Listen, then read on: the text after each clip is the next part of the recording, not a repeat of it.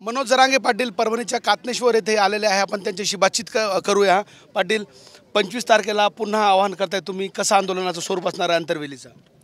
शेवटी गोरगरीब लेकरांच्या न्यायाचा प्रश्न आहेच ना। शेवटी आमच्यासाठी कोण येणार? आम्हाला गोरगरिबांना आमच्यासाठी झुंजावं लागणार आहे। म्हणून पुन्हा एकदा 25 जानेवारीला आमरण उपोषण आहे। त्या आमरण उपोषणाला काय जबरदस्ती बळजबरी नाही आहे कोणाला, ज्याला बसायचं ते बसणार आहेत। परंतु त्यापेक्षाही जास्त समाजाला न्याय मिळवून देणं ही जबाबदारी, म्हणून मी तर 100% बसणार आहे। पण काहीला भूक लागते, काहीला ते आमरण उपोषण सहन होत नाही, म्हणून मीच सांगितलं की ज्यांना बसायचं तेच बसा, नाही तर बसू पण नका। तुम्ही म्हणतायत की आता खरी मजा आहे, जी आतापर्यंत टाळत होते, आता त्यांना आरक्षण देण्याची वेळ आली आहे। थेट फडणवीसांना इशारा समजायचा का? नाही, याला इशारा नाही म्हणायचं, सावध करायला होतं आम्ही त्यांना, त्यांच्या शब्दाची त्यांना आठवण करून द्यायला लागलो होतो आम्ही। म्हणजे त्याला इशारा नाही देणार, कारण इशारा मग 25च्या नंतर। जर फसवणूक आणि बेमानी जर मराठ्यांशी केली तर मग सुट्टी नाही। कारण तेच आधी बोलत होते की मी मुख्यमंत्र्यांना मोकळं सोडलेलं आहे, आम्ही कुठं अडवत नाहीत, काही करत नाहीत। आता तुम्हीच आहेत, आता कोण आहे? आता तुम्हीच आहेत। आता मजा येईल ना मग खरी, आता लक्षात उघडं पडेल। भाजपमधल्या मराठ्यांनाही कळेल कोण अडवत आहे, काँग्रेसमधल्याही कळेल, राष्ट्रवादीतल्याही कळेल, शिवसेनेतल्याही कळेल, आणि विरोधी पक्षाला पण कळेल की नेमका आता आरक्षणाचा मारेकरी कोण। तुम्ही त्यावेळेस तर दुसऱ्यावर ढकलून देत होते, मी एकनाथ शिंदे साहेबाला अडवत नाही, मी काय करत नाही, मी तर सगळं विचारून बघा त्यांना, ते सांगतील का, सांगा म्हणा मी आडवा येतोय का। आता जाऊ द्या ना, कशाला मागचं उकरायचं, आता तुम्हीच आहेत। 25 जानेवारीला आम्ही महाराष्ट्रातला मराठा समाज घराघरातला अंतर्वलीत एकत्र येणार आहे। आता बघू, दूध का दूध पाणी का पाणी समोरच होऊ दे। आणि तुम्हाला जर पालकत्वच तुम्ही स्वीकारलं आहे, तुम्हाला जर खरंच गोरगरीब मराठ्यांची माया आहे, तर 25 तारखेच्या आत महाराष्ट्रातल्या मराठ्यांना सरसकट आरक्षण देऊन टाकतील कुणबीतून। तुमच्या या विधानावर फडणवीस असं म्हणताय दादा की मराठा आरक्षणाचा प्रश्न हा मजा घेण्याचा नाही, नागरिकांच्या जीवाळाचा प्रश्न आहे। आम्ही कालही आमच्यात साम्य होतं तिघांमध्ये, आणि पुढे आम्ही एकत्रित बसून निर्णय करू। आम्ही कुठं म्हणतो तुम्ही मजा खेळतात, चेष्टा करतात, अपमान करतात, अवमान करतात समाजाचा। आम्ही कुठं म्हणतो मजा घेतात तुम्ही मजा घेत नाहीत तर मग देत कसं का नाहीत? मजा घेत नाहीत ना, मग देत कसं का नाहीत? हे बघा, 25 जानेवारीपर्यंत आमची तुमच्याशी प्रामाणिक भूमिका आहे, भावना आहे, ती आम्ही तिच्यात बदल करणार नाही, कसल्याच परिस्थितीत बदल नाही करणार। आम्ही तुम्हाला वेळ दिला आहे समाजानं, 25 जानेवारीपर्यंत द्या, त्याच्यानंतर मग नाही सोडणार। तोपर्यंत आम्हाला असे आहे, कारण फडणवीस साहेब मागेही म्हणले की आरक्षणाच्या बाबत आम्ही सकारात्मक आम्ही देणार आहे। चांगली गोष्ट आहे, तुम्ही जर दिलं तर हे राज्यातले लोक तुमचं कौतुक करतील।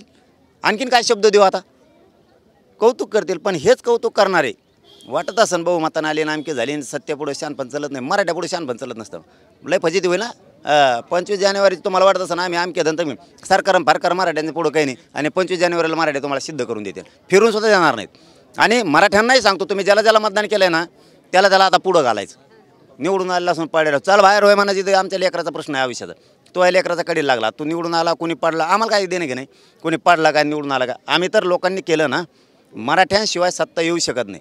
त्यामुळं माजुऱ्यासारखं बोलायचं नाही की आम्ही आरक्षणविषयी काय मजा नाही, माजुऱ्यासारखं नाही बोलायचं असं। मराठ्यांशिवाय सत्तेत कोणी बसू शकत नाही, आमच्या लेकराच्या आयुष्याचा प्रश्न आहे, आता भारत यात पुढं ॲडमिशन आहेत, त्यामुळं माझा तर बोलायचं नाही। आम्ही तुमच्याशी प्रामाणिक राहणार आहेत। आम्ही 25 जानेवारीपर्यंत तुम्हाला वेळ दिलेला आहे, त्याच्या आत तुम्ही करायचं, आम्ही तुमचं कौतुक करू। 100% मराठा हार घेऊनच येणार बा मुंबईकडं, नाही तर सुट्टी नाही, गाफील राहायचं नाही। दादा, बीडच्या घटनेला 17 दिवस झाले, सरकार गंभीर आहेत कसं वाटतं का तुम्हाला? 17 दिवस झाले, 4 आरोपी अटक आहेत, मात्र 3 आरोपी अद्यापही मोकाट आहेत। दुसरीकडे 18 तारखेला त्या ठिकाणी मोर्चा एक सर्व धर्माकडून सगळीकडून मोर्चा आयोजित करण्यात आलेला आहे, त्या मोर्चात तुमचा उपस्थिती असणार आहे का? सरकार जर गांभीर्यानं असतं तर चिल्लर येते, चिलटं येतं, ती चिल्लर येतं, चिलटं धरायला सरकारला इतका वेळ लागत नाही। ते त्या जीवनाशी खेळायला लागले सरकार, त्या कुटुंबाच्या, संतोष भाईच्या कुटुंबाच्या आणि संतोष भाईच्या जीवनाशी खेळायला लागले। त्यांना लाज वाटत नाही, काय वाटत नाही, चिल्टं धरायला इतके दिवस लागायला लागले त्यांना। आज जर 15-15, 20-20 दिवस तुम्हाला नुसते कॉल रेकॉर्ड तपासायला लागायला लागलेत, कोणचं काम करताय तुम्ही? कोणाला सांगायला लागले? तपास जर मराठ्याने हातात घेतला ना तर तुमचं अवघड होईल, कारण कुटुंबाच्या मागण्या काय आहेत, त्या मागण्या कसं काय पूर्ण होत नाहीत? कोणची सत्ता चालवता तुम्ही? कोणाला पाठीशी घालता? कोणचा मंत्री कोणत्या मंत्री मोठा आहे का मराठ्यांपेक्षा तुम्हाला? याच्यासाठी तुम्हाला सत्ता दिली काय मराठ्यांनी? बेमानी करायसाठी? ऐकलं इतक्या दिवस, ठीक आहे, आज करतील उद्या करतील, दमदार आहेत, फडणवीस साहेब कट्टर आहे, बदला घेईल, हिशोब चुकता करील असं आम्हाला वाटत होतं. पकडील त्यांना मध्ये टाकीन, कोणचा मंत्री असलं तरी सगळ्याला लुटून देईन, बाजूला लावीन, कोपरानं ढकलील, त्याचा कार्यक्रम वाजवेल. हे समाजाची राज्यातल्या आशा आहे. आता ते पूर्ण होती का नाही, त्यामुळं बीड जिल्ह्यातल्या जनतेच्या वतीनं सुद्धा मोर्चा आहे 28 तारखेला. मी काय जनता नाही काय? मी जनताच आहे ना, नेता भाता थोडा आहे मी जनता आहे. मी कसं काय नसणार? माझं फक्त एक म्हणणं आहे त्याबाबत, TV9च्या माध्यमातून सांगतो, त्याच्यात कुणी राजकारण करायचं नाही, कोणीच. कारण तो जीव गेला, त्याचं कुटुंब उघड्यावर पडलं. मी याच्यासाठी भावनिक आहे, मराठ्यांनी सुद्धा याच्यासाठी भावनिक राहायचं आहे. मी सांगतो आहे त्या विषयासाठी की मुलीनं, संतोषभाई देशमुखांच्या मुलीनं आव्हान केलं की माझ्या बापाला न्याय देण्यासाठी 28 तारखेच्या मोर्चात सहभागी व्हा. मग तिथं कोणाला निमंत्रणाची काय गरज आहे? कोणत्या राजकारण्याचा, सत्ताधाऱ्यातला राजकारणी असू द्या किंवा विरोधकातला राजकारणी असू द्या, यांना निमंत्रणाची काय गरज आहे? सगळेचे सगळे एकत्र आले पाहिजे संतोषभाईसाठी, कारण आव्हान मुलीनं केलं आहे. त्याच्यात राजकारण नाही करून देत आम्ही कोणाला. आणि मी आहे ना, मी जरी मजा बघतो यांची कव्हर करतात, एकदा मागं लागलोत ना बीड जिल्ह्यातल्या मराठ्यांना सळो की पळ करून सोडते. आणि मी कशाला आहे?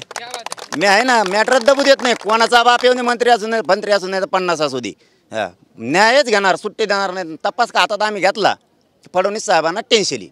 नसता त्या मागण्या 28पर्यंत पूर्ण करा.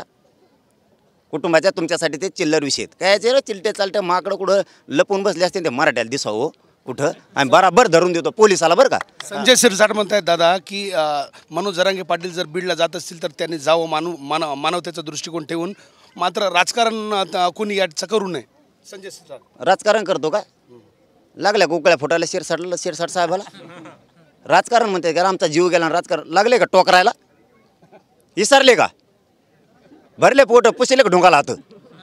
असं नाही वागायचं जनतेशी. आमच्या जीवाचा, जिवाळ्याचा प्रश्न आहे, आमच्या जातीच्या अस्मितेचा प्रश्न आहे. आम्ही तुम्हाला चांगलं समजतो राहू शिरसाट साहेबाला. आमच्या लोकांचं प्रेम आहे त्यांच्यावरती. मराठवाड्यातला खमक्या म्हणतात त्यांना, आमच्या गावरान भाषेत. खरं की नाही पोरो? खमक्या आहे म्हणतात त्याला, जातीत नाही तुलीत कुणी. खमक्या आहे म्हणतात. काच कोण बोलतो स्पष्ट काय असेल ती. लागला का टोकरायला? नाटकं नाही करायचे, नीट राहायचं. आमच्या भावनेशी नाही खेळायचं. आमचा जीव गेलाय, राजकारण करतो का? आणि मग टाकणं मध्ये टाकणं सगळे आहेत ते लोकांच्या ज्या मागण्या त्या करणं, देणं हाकू सगळे करणं, अक्कलपट्ट्या सगळ्याच्या. कशाला मध्ये पडायची काही गरज आहे का? याला समाज मानतोय, एवढा मोठा मराठा समाज मानतोय, त्या शिरसाटला चांगलं समजतोय समाज. मंत्रिपद भेटलं म्हणून काय फडफड करायला काय? फड करू नको इथून पुढं. तुला सांगतो, हो तू कोण किती दादा आणि फादा आहे इथं, आमच्या पैसे काही चालत नाही. दादा आणि फादा आहे. ते सांगू नको. आमच्या जीवाला इधर द्यायला काळजाला बाणं लागलेले आहेत. आयुष्य उद्ध्वस्त झालं त्या लेकरांचं. यायला आम्ही चांगलं समजतो राहू त्याला. मला चांगलं आहे, आज नवीनच बोललोय का त्याला? खऱ्यानं चांगलं समजतो. म्हणतोय खमके आहे, कचाकच आणि स्पष्ट बोलतो. सरकारला मोजित नाही आणि विरोधिकाला मोजित नाही. हे पक्क निभार लागलेलं आहे मराठवाड्याला, असं समजत होतं आम्ही आतापर्यंत. आमचं लागला वंगाऱ्या करायला.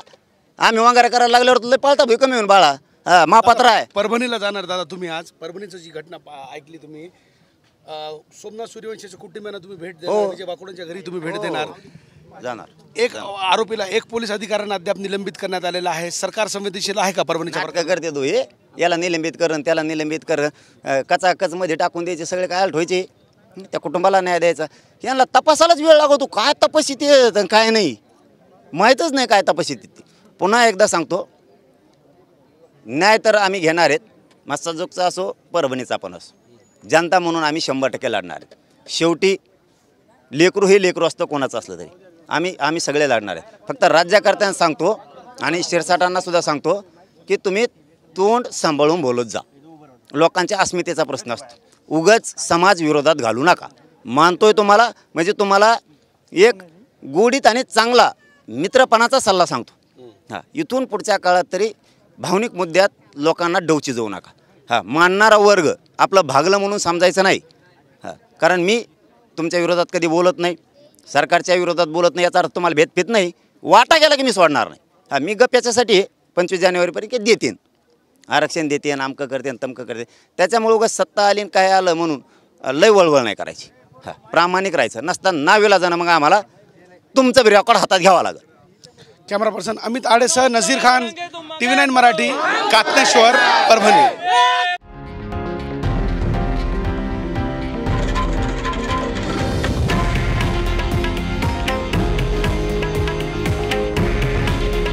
हे आहे देशातील नंबर 1 न्यूज नेटवर्क आणि आपण पाहत आहात TV9 मराठी. काळजी तुमची, हित महाराष्ट्राचं.